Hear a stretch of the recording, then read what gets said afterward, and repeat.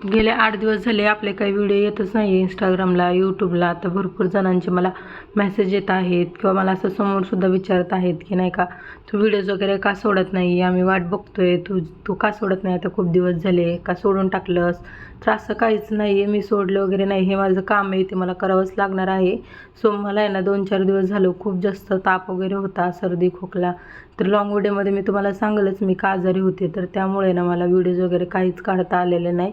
त्यामध्ये प्रिशाला पण थोडंसं बरं वगैरे नाही आहे, त्यामुळं ना व्हिडिओज काढता आले नाही आम्हाला. असो त्यानंतर ना मी तर इथे सर्वात आधी घेतलेला भोपळा किसायला, भोपळा वगैरे किसून घेतला आणि नंतर घेतलं ते म्हणजे लसूण सोला. आता तुम्ही म्हणताल ही करते काय, तर मी बनवते इथं भोपळ्याचे वडे. त्यासाठीच आहे ना हिरव्या मिरच्यासुद्धा घेतल्यात आणि मस्त लसूणसुद्धा टाकून घेतलं.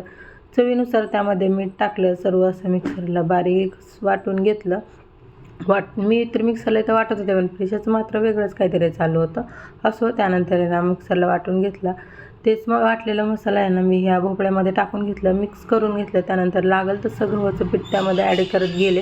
ह्याच्यामध्ये मी अजिबातसुद्धा पाणी ॲड केलेलं नाही, फक्त गव्हाचं पीठच ॲड केलेलं आहे. जसं जसं लागेल तसं तसं. आणि हे ना खूप पातळ होत जातं, त्यामुळे जसं पीठ लागेल तसं पीठ ॲड करत जायचं आहे. त्यात कणिक मळून घेतली. त्यानंतर नाही तर मी मस्त इडलीच्या भांड्यामध्ये पाणी गरम करायला ठेवलेलं आहे. नंतर आहे ना ह्याचे असे गोळे करून घेतले, थोडंसं हाताला तेल लावलं. नंतर गोळे आहे ना एक एक करून इडलीच्या भांड्यामध्ये ठेवून घेतलं वाफण्यासाठी. एक अर्धा तास तरी त्याला वाफायला ठेवलं.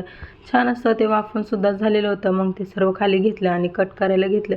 एक एक करून आहे ना थोडंसं गार झालं होतं, जास्त काही गार झालं नव्हतं म्हणून ते तुटत होते. कारण आहे ना पूर्ण गार झालं ना ते तुटत वगैरे नाही. त्यानंतर आहे ना तेल ठेवलं गरम व्हायला, त्यामध्ये जिरे टाकले, मोहरी टाकली आणि नंतर आहे ना भरपूर सारे असे तेलसुद्धा टाकून घेतले. आणि त्यानंतर जे वडे मी कट करून घेतलेले ते सर्व वडे मी त्यामध्ये टाकून व्यवस्थित असं खालीवर करून मिक्स करून घेतले. खरंच खूप टेस्टीसुद्धा होतात बरं का. तुम्ही पण नक्की ट्राय करा तुमच्या लेकरांसाठी किंवा तुमच्यासाठीसुद्धा.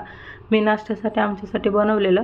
असो त्यानंतर सर्व झालेले होते रेडी आणि नंतर आहे ना एक 5 मिनटं झाकून ठेवले. नंतर इथं प्रिशाचं मात्र वेगळंच काहीतरी चालू होतं. प्रिशाला आहे ना ह्याच्यामध्ये पाणी होतं, मी पाणी घेईल म्हणून तिने हात झाकून ठेवला होता.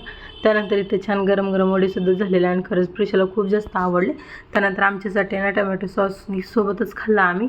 तुम्ही दहीसोबतसुद्धा खाऊ शकता. चला असो, तुम्हाला माझे व्हिडिओ आवडत असेल तर लाईक करा, शेअर करा, सोबत सबस्क्राईब करायला विसरू नका. जाता जाता फॉलो करा. Bye bye.